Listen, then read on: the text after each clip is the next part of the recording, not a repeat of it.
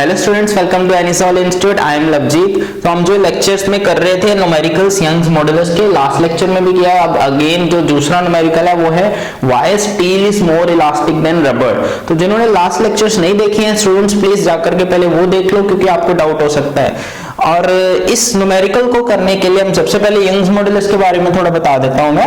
हमारे पास Young's modulus का फॉर्मूला क्या है, लास्ट लेक्चर्स में कर चुके हैं। Stress by strain, normal stress आता है ऊपर और नीचे आता है लॉन्गिट्यूडिनल स्ट्रेन, क्योंकि यंग्स मॉडुलस लेंथ के लिए देखा जाता है। स्ट्रेस की value force by area, strain की value delta L by L.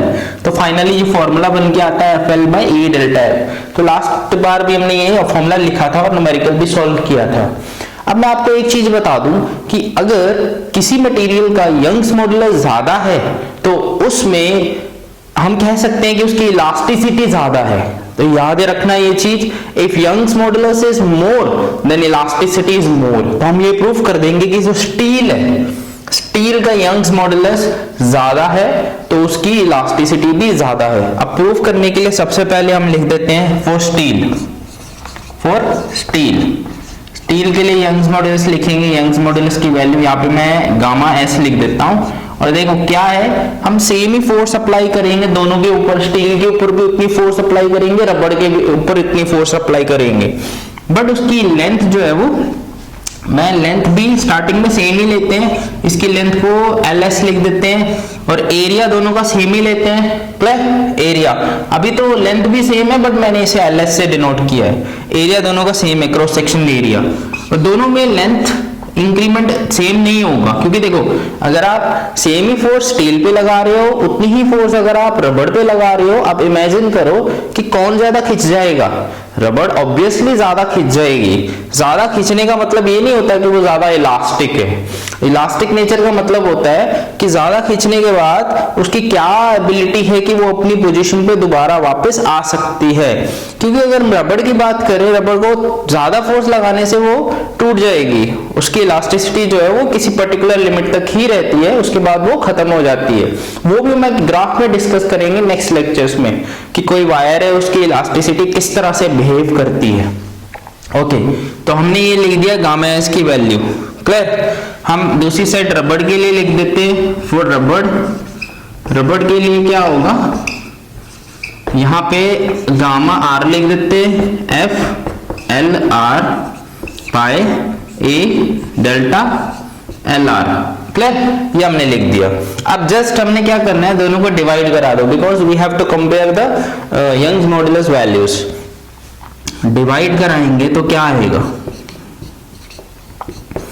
F l s over a delta L s divided by f l r over a delta r l r. तो देखो force से force cut हो जाएगी, area से area cut हो जाएगा और फाइनली आ जाएगा एल एस और डेल्टा एल आर ऊपर आ जाएगा ओवर एल आर और डेल्टा एल एस नीचे आ जाएगा। इस तरह से आ जाएगा हमारे पास जो रिलेशन है। अब मैंने आपको पहले बोल दिया कि दोनों पे सेम फोर्स लग रही है। अब आपको पता होना चाहिए सेम फोर्स लगने पे स्टील उतना एक्सटेंड नहीं होगा, स्टील की एक्सटेंशन उतनी नहीं होगी, क्योंकि उसकी इलास्टिसिटी ज्यादा है, वो हम प्रूफ करेंगे। अब किसकी ज्यादा एक्सटेंशन होगी, रबड़ की। तो हमें पता है कि डेल्टा एल आर ज्यादा होगा डेल्टा एल एस से। ओके, तो मैंने एक चीज आपको बताई थी कि दोनों की लेंथ, मैं इनिशियल लेंथ सेम ले रहा हूं। जितनी इनिशियल लेंथ रबड़ की है उतनी ही इनिशियल लेंथ हमारे पास स्टील की है। तो इन दोनों को मैं काट देता हूं, क्योंकि मैं यहाँ पे लिख देता हूं कि जो इनिशियल लेंथ थी हमारे पास, ओरिजिनल लेंथ दोनों की इक्वल थी, तो तभी हम कंपेयर कर पाएंगे ना। अब यहाँ पे देखो आप, delta l r is greater than delta L S. अगर डेल्टा एल आर जो है बड़ा है डेल्टा एल एस से, तो गामा एस भी बड़ा होगा गामा आर से, क्योंकि हमारे पास डायरेक्ट रिलेशन आ गया ना। ये अगर देखा जाए तो ये इनवर्सली प्रोपोर्शनल आ जाता है। ये गामा एस है ना, यहाँ पे एल आर है, ये गामा आर है, यहाँ पे एल एस है, जो इनवर्सली प्रोपोर्शनल है। If delta l r is greater than delta L S, okay, तो हम लिख सकते हैं then it implies gamma s is greater than gamma R. So Young's modulus of steel is more than rubber. So hence proved steel is more elastic than rubber. इसका मतलब यही है कि अगर स्टील है, स्टील पे मैं 10 न्यूटन की फोर्स लगा दूं, रबड़ पे मैं 10 न्यूटन की फोर्स लगा दूं, मान लो स्टील का, सपोज एग्जांपल ले रहा हूं मैं, कोई पर्टिकुलरली नहीं बोल रहा, एक जस्ट एग्जांपल के लिए बोल रहा हूं कि स्टील 25 न्यूटन तक सह सकती थी फोर्स को, उसके बाद वो टूट सकती थी या फिर उसमें इलास्टिसिटी खत्म हो सकती थी। और जो रबड़ थी, रबड़ मान लो सिर्फ 17 न्यूटन तक ही सह सकती थी, उसके बाद वो टूट जाती या फिर उसमें इलास्टिसिटी खत्म हो जाती। क्लियर? तो आप खुद देखिए ज्यादा फोर्स कौन झेल पा रहा है, स्टील झेल पा रहा है, तो हम कह सकते हैं कि स्टील की ज्यादा इलास्टिसिटी है। इसी तरह से हम बहुत सारी एग्जांपल देखेंगे कि माउंटेन्स की हाइट किस तरह से डिपेंड करती है कि माउंटेन कितने बड़े होंगे, या फिर आप कह सकते हो कि जो आपकी जो बिल्डिंग्स होती हैं वहाँ पे बीम बनाए जाते हैं, वो बीम बनाने का रीज़न क्या है, बड़ी बड़ी बिल्डिंग्स ना गिरे उसके लिए क्या क्या मेथड अपनाए जाते हैं, इलास्टिसिटी से। जो ब्रिजेस होते हैं ना, ब्रिजेस वो हिलते क्यों हैं और हिलने ज़रूरी क्यों हैं, वो सारा इलास्टिसिटी के ही कॉन्सेप्ट है, वो हम आगे लेक्चर्स में डिस्कस करने वाले हैं। स्टूडेंट्स हम एक और न्यूमेरिकल कर लेते हैं यंग्स मॉडुलस का। हम लास्ट लेक्चर में भी न्यूमेरिकल्स ही कर रहे थे, बट इसके न्यूमेरिकल्स बहुत इंपॉर्टेंट रहते हैं आपके कॉम्पिटिटिव एग्जाम्स के लिए भी और आपके फाइनल एग्जामिनेशन के लिए भी। तो न्यूमेरिकल क्या है? Composite wire of diameter 1 centimetre consisting of copper and steel of length 2.2 metre and 2 metre respectively. तो दो वायर्स दी हुई है हमें, एक कॉपर वायर है, एक स्टील वायर है, दोनों की लेंथ दी है। तो मैं यहाँ पे लिख देता हूँ, जो कॉपर वायर है LC उसकी लेंथ है 2.2 मीटर और एक दूसरी है स्टील वायर जिसकी लेंथ है 2 मीटर।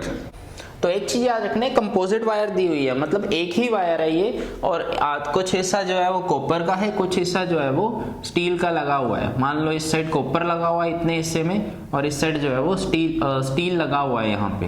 क्लियर? तो कुछ हिस्सा जो है वो दोनों का थोड़ा थोड़ा पार्ट लगा हुआ है। तो अब यहाँ पे क्या बोला गया है? Total extension of wire when stressed by force is 1.2 millimetre.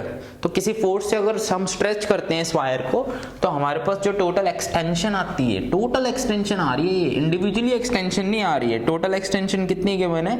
1.2 millimetre. और इसमें आगे क्या दिया है? Calculate the force young's. Okay, force हमें कैलकुलेट करनी है, कितनी फोर्स लगाई गई थी कि फाइनल एक्सटेंशन इतनी आ जाए।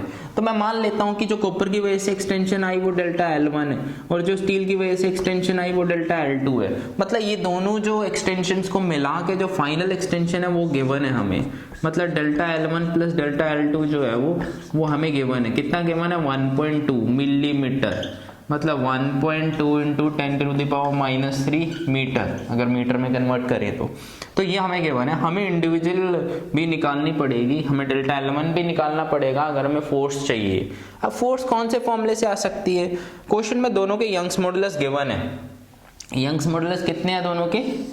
जो गामा C है वो आपको गिवन है 1.1 इंटू 10⁻11 पास्कल। ओके, क्योंकि पास्कल भी यूनिट हो सकती है, स्ट्रेस है ना, स्ट्रेस की यूनिट जो होती है वही यंग्स मॉडुलस की यूनिट होती है। तो स्ट्रेस की यूनिट, प्रेशर की यूनिट पास्कल है, तो हम स्ट्रेस के भी लिख सकते हैं। और गामा S जो है वो हमें गिवन है 2 इंटू 10⁻11। अब आप खुद देखिए कौन ज़्यादा इलास्टिक होगा? स्टील की ज़्यादा है कॉपर से, यंग्स मॉडुलस की वैल्यू, तो ज़्यादा इलास्टिक स्टील ही होगा। क्लियर? ये चीज आपको पता होनी चाहिए। फोर्स दोनों के ऊपर सेम लगी है, तो हम क्या करेंगे? यंग्स मॉडुलस का क्या फॉर्मूला है? यंग्स मॉडुलस हम यूज करेंगे कॉपर के लिए भी, और यंग्स मॉडुलस हम यूज करेंगे स्टील के लिए भी। तो कॉपर के लिए क्या यूज कर सकते हैं? F क्या फॉर्मूला है? ऑलरेडी हम कर चुके हैं पीछे। FLC लिख देते हैं, A एरिया इसका AC लिख देते हैं, एंड डेल्टा LC। क्लियर? तो एरिया की वैल्यू यहाँ पे पुट कर रहा हूं मैं, पाई R स्क्वायर है ना, पाई RC का स्क्वायर। ठीक है? अभी ये एरिया दोनों का सेम रहने वाला है, क्योंकि उन्होंने बोला है कि सेम वायर है। सेम वायर है मतलब वहां पे ऐसा तो नहीं होगा ना एक मोटी होगी एक पतली होगी, मतलब वायर तो एक ही है, तो दोनों का एरिया तो सेम ही रहने वाला है। एरिया हम आगे जाकर के काट देंगे।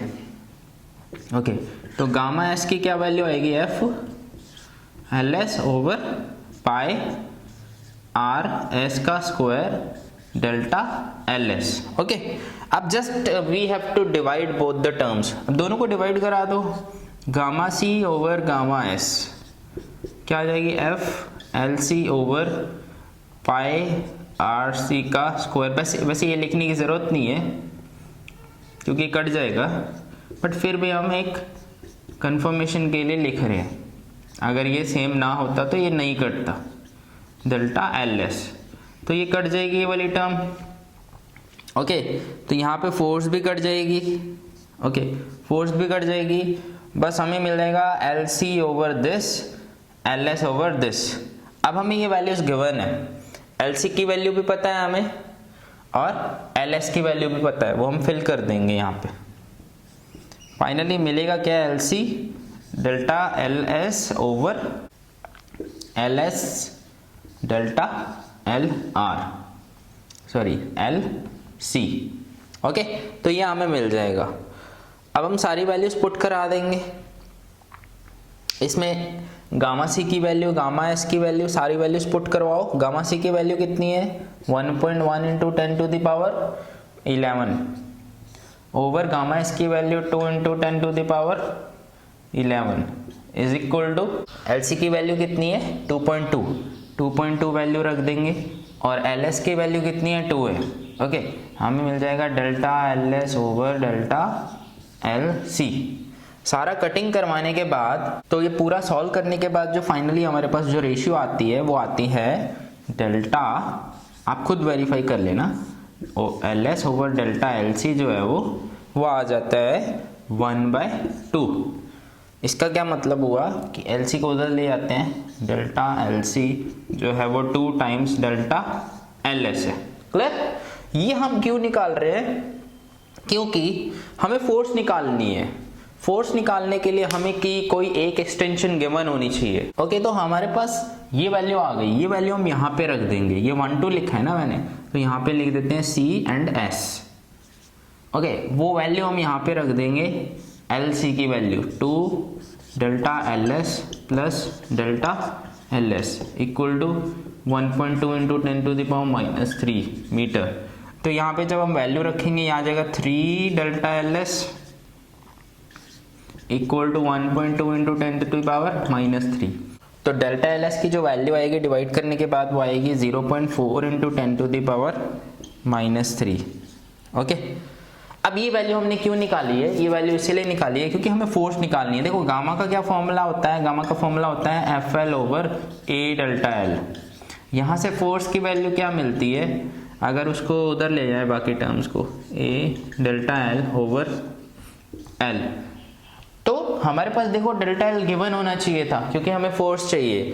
तो गामा अगर हम किसी भी एक के लिए ले लो, या स्टील के लिए ले लो या फिर आप कॉपर के लिए ले लो, तो हमारे पास मैंने स्टील का निकाल दिया है तो कॉपर का निकालने की जरूरत नहीं है, कोई भी एक चाहिए मुझे डेल्टा की वैल्यू।